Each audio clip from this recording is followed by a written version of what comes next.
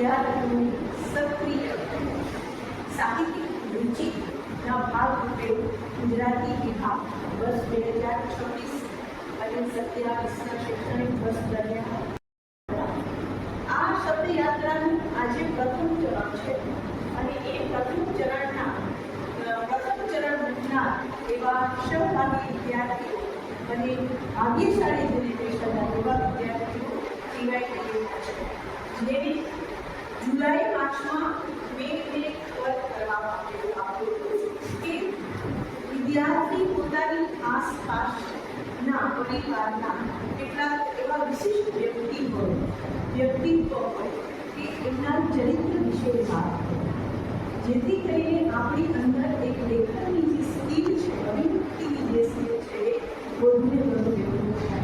સાહિત્યના વિદ્યાર્થી માટે આ તો બહુ જરૂરી છે એટલે એના ભાગરૂપે અહીંયા લગભગ 8 દીકરીઓએ આ સ્પર્ધાત્મક પણ આ પ્રકારની પ્રવૃત્તિની અંદર ભાગ લીધેલો છે અને એ છે ચરિત્રાંકન.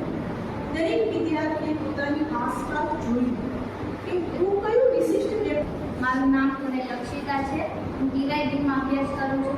મારો મુખ્ય વિષય ગુજરાતી છે અને તેમાં મેં મારા માસીનું ચરિત્ર જે મેં વ્યક્ત કર્યું છે તેના મેં મારા પ્રત્યે જે લાગણી હતી મારા માસીની મેં લખી છે જેમાં આ વિશે મેં લખ્યું માસીનું. હું બાબરિયા માયાવતી માનસભાઈ શ્રી પટેલ મહિલા આર્ટ્સ કોલેજ ટીવાયડીમાં અભ્યાસ કરું છું. મારો મુખ્ય વિષય ગુજરાતી છે.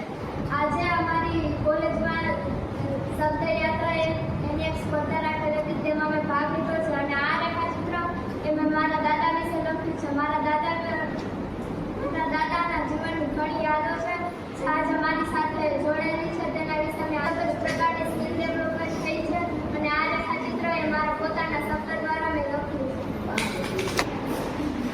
મારું નામ મરદલિતા છે. મેં મારા પપ્પા વિશે લખેલું છે. મારા પપ્પાને ઘણા એવા શબ્દો છે કે જેનાથી કંઈક મિત્રો આપણી કોલેજની અંદર જે આપણે આ શબ્દયાત્રાનું આજથી આરંભ કર્યો છે એનું પહેલું ચરણ આજે માંડ્યું છે. આ પહેલા ચરણ પછી આપણા ચરણ કરી રૂકે એવી શુભકામના અને એક ચરણ પછી બીજું ચરણ ત્રીજું ચરણ અને આ ઘટમાળ છે એ અવિરત ચાલ્યા કરે. દરેક વિદ્યાર્થી આપણી કોલેજનું દરેક વિદ્યાર્થી દરેક દીકરી જો પોતાનું લક્ષ્ય કંઈક બનાવે છે એ લક્ષ્યને સિદ્ધ કરે એવી શુભકામના સાથે कुछ पाने की हो आस आस कोई अरमा हो जो खास खास आशाएं हर कोशिश में हो बार बार करे दरियाओं को आर पार आशाएं